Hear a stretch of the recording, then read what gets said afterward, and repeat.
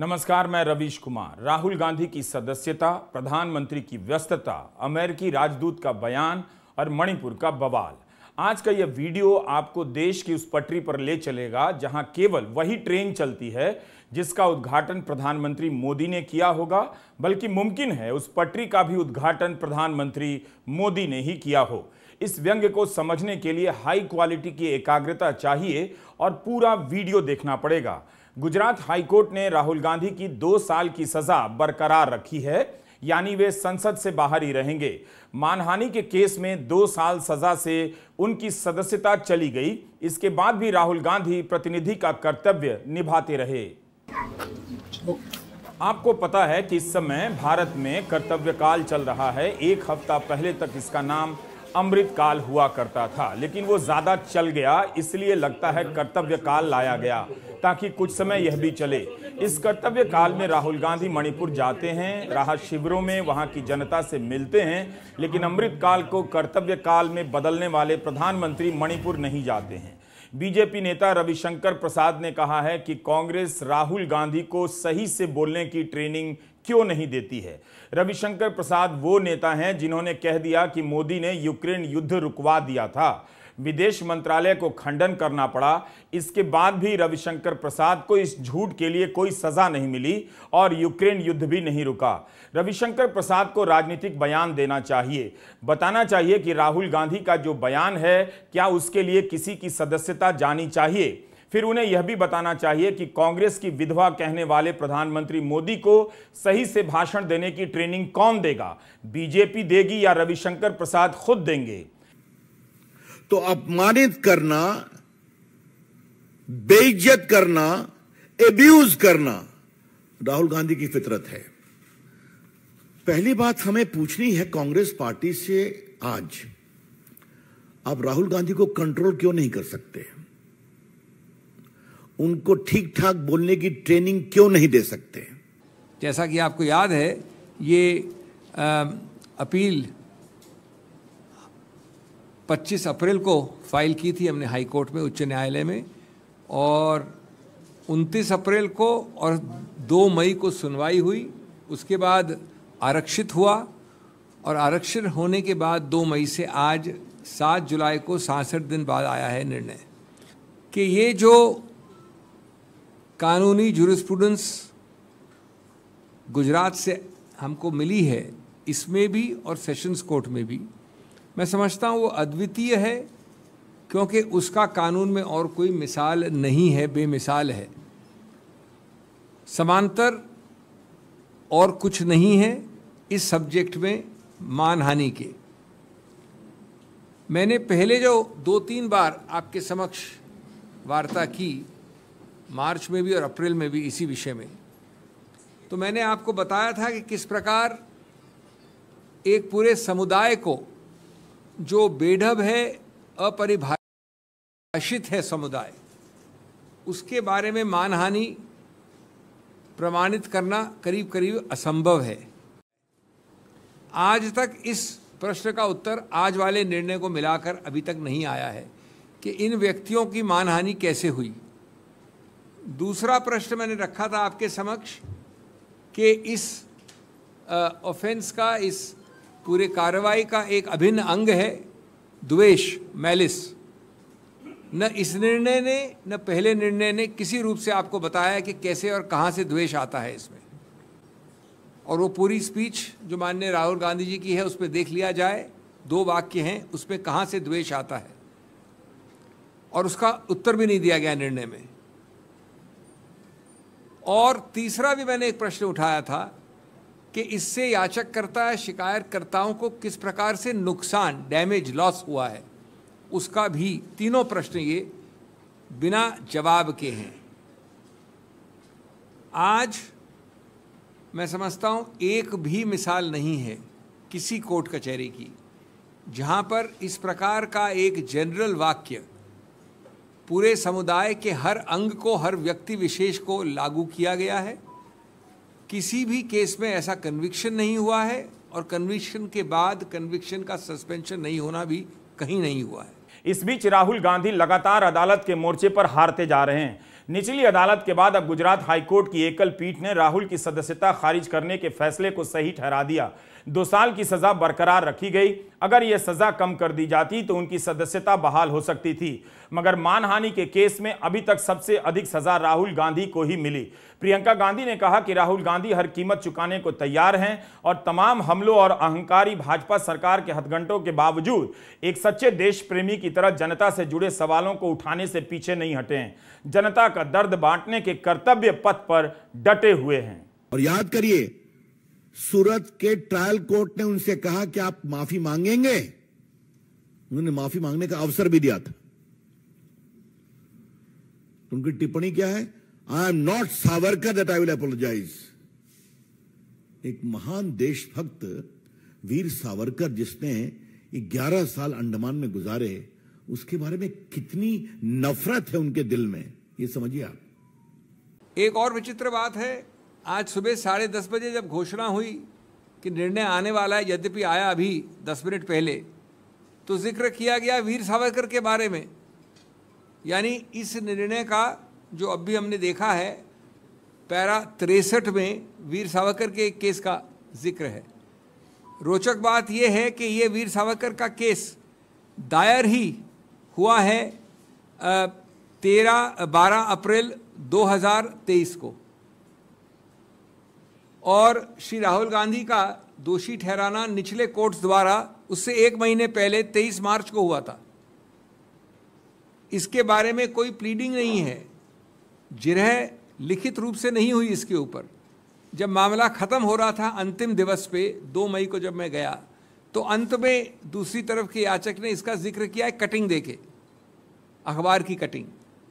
आश्चर्य है, अचंबा है, लेकिन जैसा मैंने कहा पूरी प्रकार से अप्रत्याशित नहीं है कि ये एक मेजर प्रमुख आधार बन गया है निर्णय का।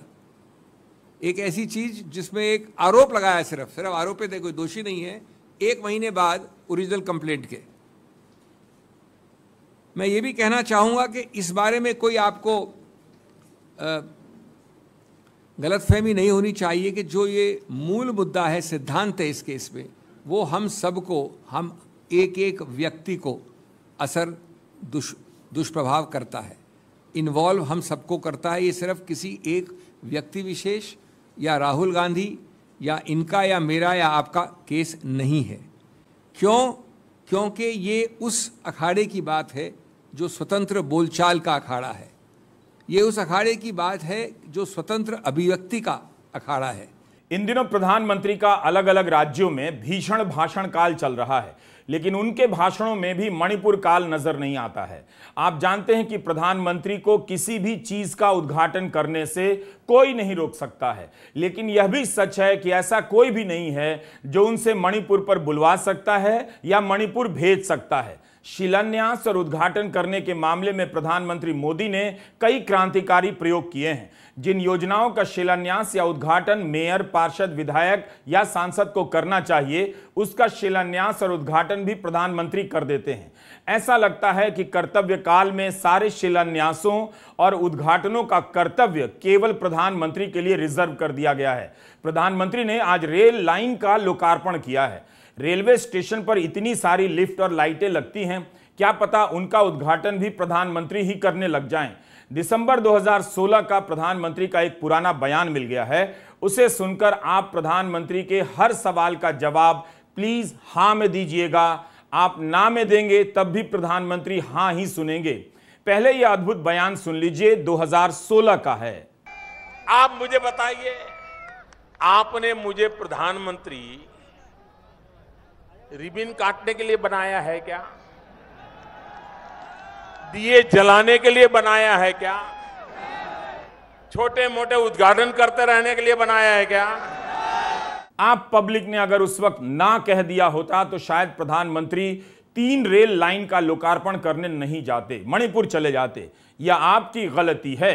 पीआईबी ने अपनी रिलीज में लिखा है कि बनारस में 18 पीडब्ल्यूडी सड़कों का निर्माण और नवीनीकरण, बीएचयू परिसर में अंतर्राष्ट्रीय गर्ल्स हॉस्टल भवन का निर्माण के अलावा मोहन कटरा से कोनिया घाट तक सीवर लाइन का उद्घाटन करेंगे। सीवर लाइन का उद्घाटन प्रधानमंत्री कर रहे हैं। पीडब्ल्यूडी की सड़क का उद्घाटन प्रधानमंत्री कर रहे हैं। इतना कर्तव्य प्रधानमंत्री ही करेंगे तो फिर मणिपुर कौन जाएगा? बीकानेर में 30 बिस्तरों वाले नए कर्मचारी राज्य बीमा निगम अस्पताल का लोकार्पण भी प्रधानमंत्री करेंगे। कर्तव्य काल में यह कर्तव्य मेयर और विधायक क्यों नहीं कर सकते हैं?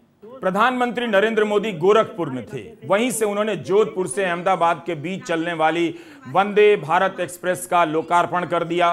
पीआईबी ने अपने रिलीज में भी यही लिखा है।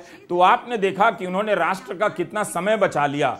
जोधपुर जाने में जो समय लगता उसे गोरखपुर से ही निपटा लिया। तो अब पूछिए कि प्रधानमंत्री जी इस बचे हुए समय में मणिपुर क्यों नहीं जा रहे हैं? इस बीच भारत में अमेरिका के राजदूत ने कह दिया कि मणिपुर के लोगों का दर्द महसूस करने के लिए आपको केवल भारतीय होने की जरूरत नहीं है। कोलकाता में एरिक गारसेटी ने कहा कि उन्हें पता है कि यह आंतरिक मामला है, लेकिन इसका संबंध सामरिक नीतियों से नहीं है, मानवीय चिंताओं से है। इसलिए इस तरह की हिंसा में बच्चे मारे जा रहे हों तो उनकी परवाह करने के लिए भारतीय होना ही जरूरी नहीं है। भारत चाहेगा तो अमेरिका मदद के लिए तैयार है। निश्चित ही इस बयान को आंतरिक मामलों में हस्तक्षेप टाइप के आरोप से निपटा दिया जाएगा, लेकिन इस बयान की गूंज उस चुप्पी से टकराती है जो प्रधानमंत्री ने साध रखी है। भारत में अमेरिका के राजदूत कह रहे हैं कि मणिपुर का दर्द महसूस करने के लिए केवल भारतीय होने की जरूरत नहीं है। मणिपुर में 3 मई से हिंसा हो रही है। इसके बाद भी भारत के प्रधानमंत्री मोदी ने शांति की अपील नहीं की, मणिपुर का दौरा नहीं किया। मणिपुर में क्या इंटरनेट इसलिए बंद है ताकि कोई यह सवाल भी ना पूछे कि प्रधानमंत्री वहां जा नहीं सकते तो मुख्यमंत्री बीरेन सिंह से लेकर बीजेपी के विधायकों के साथ वीडियो कॉन्फ्रेंसिंग तो कर ही सकते थे। कई विपक्षी दलों के नेता मणिपुर से दिल्ली आए, बीजेपी के नेता भी आए, मगर उनकी मुलाकात प्रधानमंत्री से नहीं हो सकी। प्रधानमंत्री अमेरिका की यात्रा पर निकल गए। यह सवाल रहस्य बनता जा रहा है कि आखिर प्रधानमंत्री मोदी मणिपुर क्यों नहीं जा रहे हैं? मणिपुर में शांति की अपील क्यों नहीं कर रहे हैं? क्या उन्हें ईगो हो गया है या कोई और वजह है? मेरे साथ जोर से बोलिए, भारत माता की, भारत माता की, भारत माता की, वंदे। प्रधानमंत्री मोदी ने वंदे मातरम और भारत माता की जय का यह नारा बीजेपी के कार्यक्रम में लगाया। क्या इस भारत माता के नारे में उस संतान का भी ध्यान आया होगा जिसका नाम मणिपुर है? अमेरिका से लौटते ही प्रधानमंत्री का पहला कार्यक्रम था ये, मेरा बूथ सबसे मजबूत। 27 जून को भोपाल से ही उन्होंने 5 वंदे भारत को लॉन्च किया। उसके बाद 1 जुलाई को फिर से मध्य प्रदेश के शहडोल गए। उस दिन प्रधानमंत्री ने इस सांस्कृतिक कार्यक्रम का आनंद लिया और यहां पर सिकल सेल एनीमिया के खिलाफ योजना लॉन्च की। 30 जून को प्रधानमंत्री दिल्ली यूनिवर्सिटी के शताब्दी समारोह में शामिल होने के लिए मेट्रो से यात्रा तय करते हैं। उनके साथ यात्रा कर रहे ये छात्र संयोग से सवार थे या पहले से इनका ही इंतजाम किया गया होगा, इसका जवाब मेरे पास नहीं। मगर इन छात्रों में मणिपुर या पूर्वोत्तर का कोई छात्र नजर नहीं आया। क्या यह भी कोई संयोग रहा होगा? लेकिन इस वीडियो में संयोग से मणिपुर आ गया, तब भी प्रधानमंत्री मोदी मणिपुर का जिक्र कर सकते थे। क्या उन्होंने इसके जरिए यह बताने की कोशिश की कि मणिपुर का जिक्र उनके सामने भी हो जाए तो भी फर्क नहीं पड़ता है? आप गौर से इस हिस्से को सुनिए। मणिपुर का जिक्र आते ही पीएम के चेहरे पर कोई भाव नहीं बदलता है। सहजता से वे अगले छात्र से बात करने लग जाते हैं। किसी से लैंग्वेज के 5-10 वाक्य सीख लिए, ऐसा कुछ किया? हिंदी आपने सिखाई? इस छात्रा ने भी मणिपुर का नाम लिया मगर हिंसा का नहीं लिया, हिंदी का लिया। उस दिन कांग्रेस ने सवाल दागा कि इतनी देर में मणिपुर ही चले जाते। प्रधानमंत्री को कोई फर्क नहीं पड़ा, वे तब भी मणिपुर नहीं गए। गोरखपुर जा रहे हैं, रायपुर जा रहे हैं, बनारस जा रहे हैं, इम्फाल, चुराचांदपुर नहीं जा रहे हैं। 3 जुलाई को असम के मुख्यमंत्री हेमंत बिस्वा शर्मा को ट्वीट किया और पेट्रोकेमिकल निर्यात को लेकर बधाई दी। कहा कि पूरे पूर्वोत्तर के लिए फायदेमंद होगा। आज ही यानी 7 जुलाई को प्रधानमंत्री छत्तीसगढ़ और उत्तर प्रदेश गए। 8 जुलाई को राजस्थान और तेलंगाना जाएंगे। 7 से 8 जुलाई के बीच 4 राज्यों का दौरा कर रहे हैं, मगर मणिपुर नहीं जा रहे हैं। मणिपुर की आग को बुझाने के बजाय तरह तरह के उद्घाटनों और बयानों से हेडलाइनें बदली जा रही हैं ताकि उसकी आड़ में मणिपुर के सवालों से बचा जा सके। प्रधानमंत्री आए दिन राजनीतिक अभियानों पर भी निकल रहे हैं, फिर भी मणिपुर नहीं जा रहे हैं। हमारा सवाल है कि क्या उन्हें इस बात को लेकर ईगो हो गया है कि मणिपुर नहीं जाऊंगा तो भी हिंदी प्रदेशों की जनता मुझे ही वोट देगी। अगर ईगो कारण नहीं है तो फिर क्या कारण हो सकता है? कांग्रेस नेता राहुल गांधी तो सांसद भी नहीं, फिर भी वे मणिपुर गए, दोनों समुदायों के कैंपों में लोगों से मिले। बीजेपी राहुल गांधी पर भड़क गई, जबकि जवाब बीजेपी को देना चाहिए कि प्रधानमंत्री क्यों नहीं जा रहे हैं। बीजेपी के राष्ट्रीय अध्यक्ष जेपी नड्डा त्रिपुरा और असम में राजनीतिक सभाएं करते रहे, मगर मणिपुर नहीं गए। जब राहुल गांधी जा सकते हैं तो प्रधानमंत्री क्यों नहीं जा सकते हैं? राहुल गांधी की टीम ने उनके YouTube चैनल पर वहां के दौरे का एक वीडियो डाला है। बेहतर है आप पूरा वीडियो राहुल गांधी के YouTube चैनल पर ही देखें। हम उसका छोटा सा हिस्सा यहां इस्तेमाल कर रहे हैं। ये होली की रंग नहीं है, ये दिवाली की पटाखी नहीं है। हमारा आंख चल रहा है, मणिपुर डर रहा है। How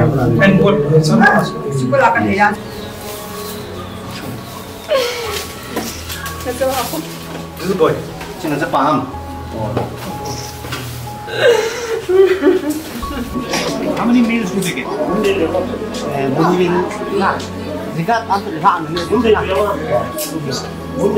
That's dinner and lunch? No breakfast? No. Any orders for me? Don't worry, everything will be okay. It will take some time, but everything.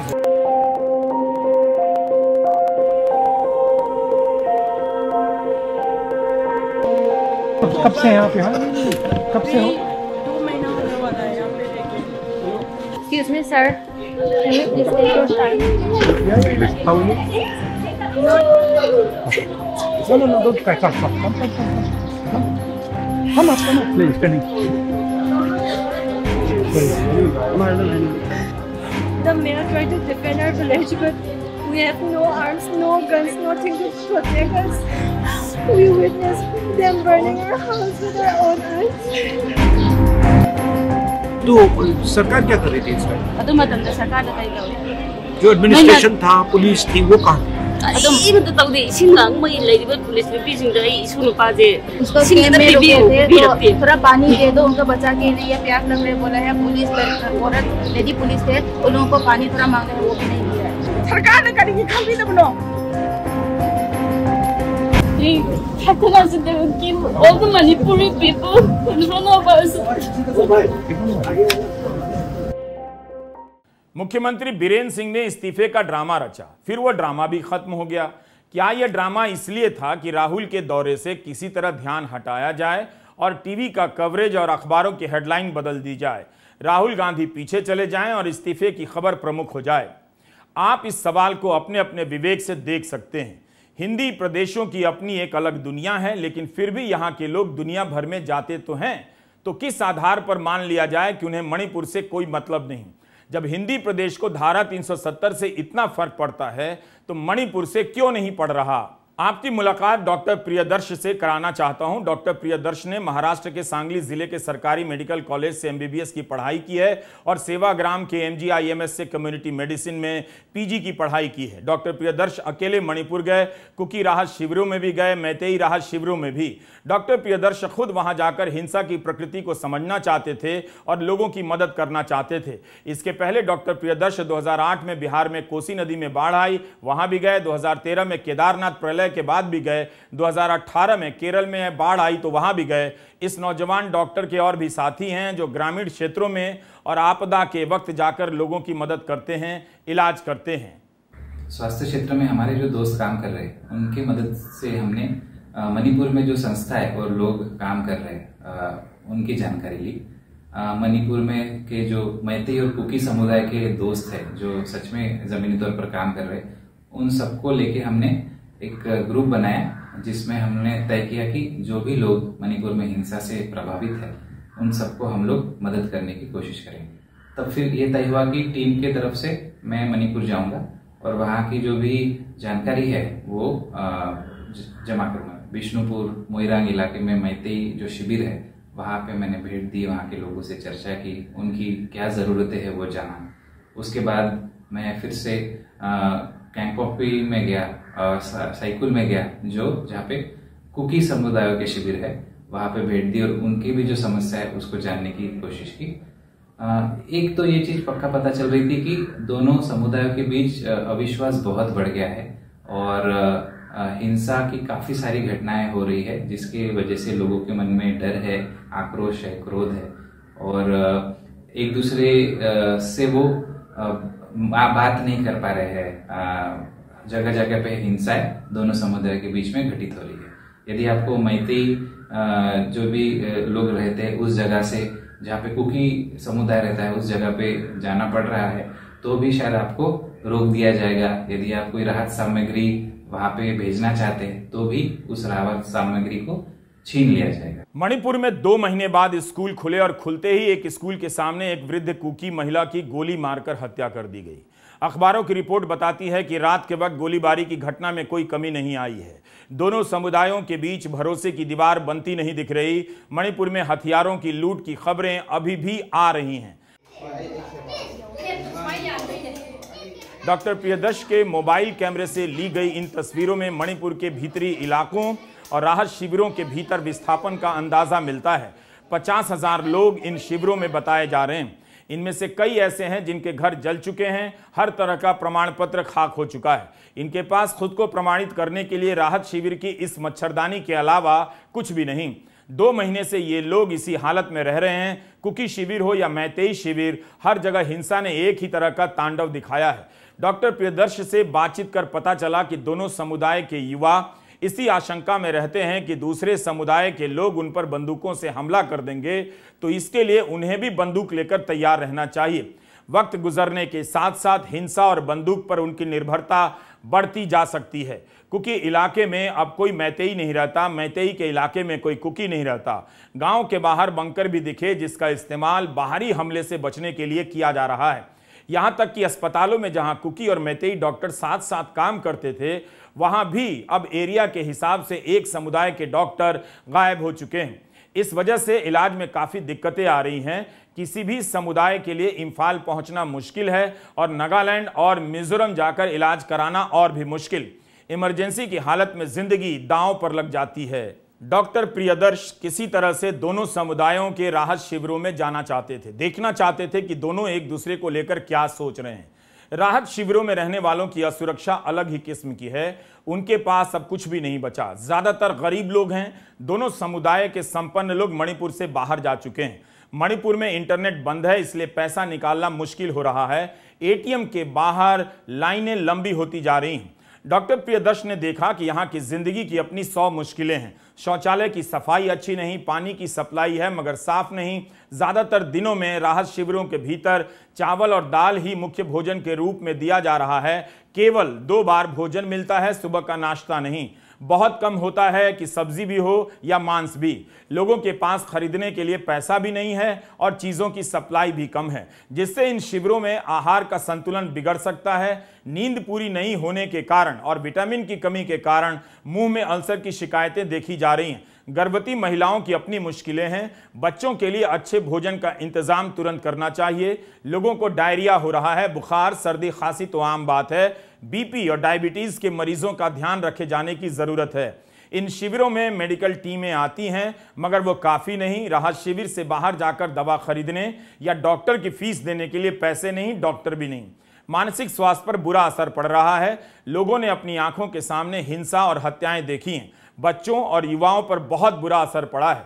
Covid के कारण 2 साल पढ़ाई नहीं हुई, अब हिंसा के कारण पढ़ाई रुक गई है। टीचर भी भाग गए हैं। बच्चे स्कूल लौट नहीं सकते। स्कूल तो खुले हैं मगर कुकी इलाके में पढ़ाने वाले मैतेई शिक्षक नहीं हैं और मैतेई इलाके के स्कूलों का भी वही हाल है। माँ बाप के पास फीस देने के पैसे नहीं, किताबें भी जल गई हैं। 90 से अधिक स्कूल तो इसीलिए नहीं खुल सके क्योंकि उन्हें राहत शिविरों में बदल दिया गया है। बच्चे स्कूल जाने के लिए इतने बेताब हैं कि सबसे अधिक उपस्थिति राहत शिविरों के बच्चों में ही देखी जा रही है। मणिपुर में इंटरनेट बहाल करना बहुत जरूरी है। इंटरनेट के नहीं चलने से लोग मोबाइल बैंकिंग सेवा का इस्तेमाल नहीं कर पा रहे हैं। ना कोई उन्हें पैसे भेज पा रहा है और ना ही ये पैसे निकालकर सामान खरीद पा रहे हैं। यही नहीं, इंटरनेट नहीं होने के कारण भीतरी इलाकों की तस्वीरें भी नहीं आ पा रही। आपने कितनी रिपोर्ट पढ़ी कि 200 से अधिक चर्च जला दिए गए, मगर उनकी कितनी कम तस्वीरें जनता के बीच पहुंची, अखबारों में दिखी। मणिपुर हाईकोर्ट में इसे लेकर बहस चल रही है कि इंटरनेट चालू की जाए। पिछली बार कोर्ट ने सीमित इंटरनेट सेवा देने के आदेश दिए थे। कोई सीरियस होता है तो उसको जाने के लिए जो यातायात के साधन है वो उपलब्ध नहीं है, और अगर कर्फ्यू लगा है तो फिर वो अस्पताल तक नहीं पहुंच पाएगा। बहुत सारी गर्भवती महिलाएं हैं, वो कैंप में है, कैंप में बच्चों को जन्म दे रही है। बच्चों का अगर टीकाकरण है वो पूरी तरह से रुक गया है। यदि गांव में किसी को, उस कैंप में किसी को सर्दी खांसी ये लग जाता है तो फिर पूरे कैंप में वो फैल जाएगा, दस्त लग जाएगा तो वो फैल सकता है। बच्चों की शिक्षा का बहुत बड़ा नुकसान हो रहा है।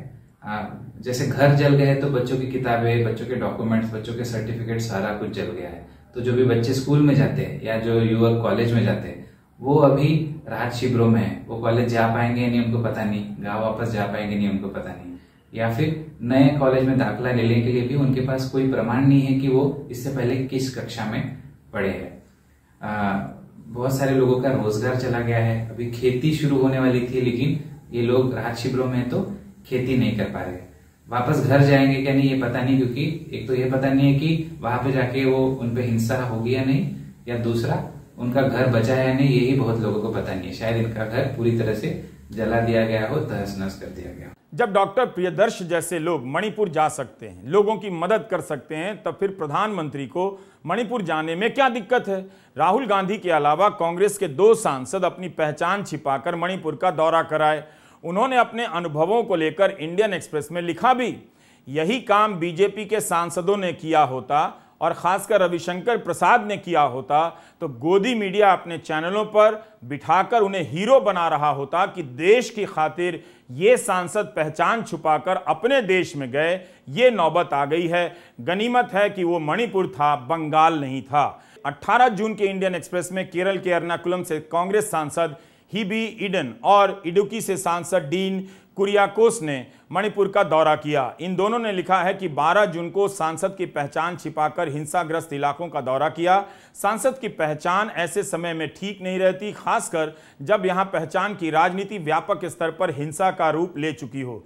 तो ये दोनों सांसद मणिपुर का दौरा करने के लिए खुद को केरल से आए टीचर बताते हैं। दोनों ने इंडियन एक्सप्रेस में लिखा है कि वे वस्तु स्थिति का पता लगाना चाहते थे ताकि अपनी पार्टी को बता सकें कि जमीन पर क्या हालात हैं। वहां उन्होंने देखा कि औरतें हथियार लेकर अपने अपने इलाकों की पहरेदारी कर रही हैं। कानून का राज खत्म हो चुका है। मणिपुर की हिंसा बेलगाम हो गई है। पड़ोसी का घर जला रहा है। बीजेपी के पास 303 सांसद हैं। किसी सांसद ने अपने स्तर पर ऐसी हिम्मत क्यों नहीं की?